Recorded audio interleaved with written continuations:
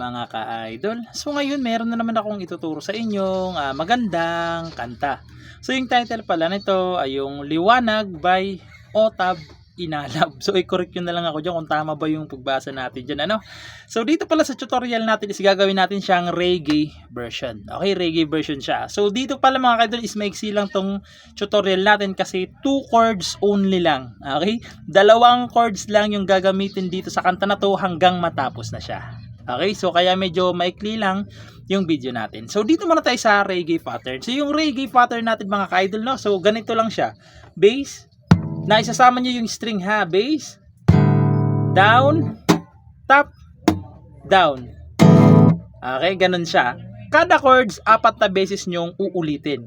Okay, so ibig sabihin mabilis siya. Now, so ganito siya kada chords, no? Explain ko muna. So bagalan ko lang muna, no?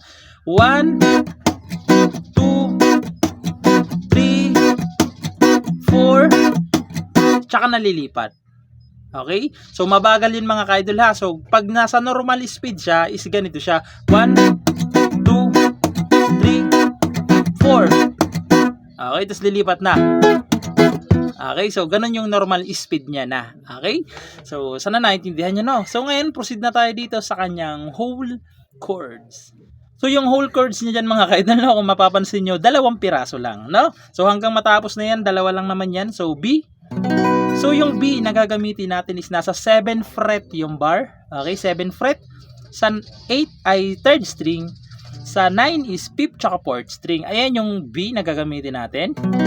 Sunod is E. So yung E nasa 7 pa rin to.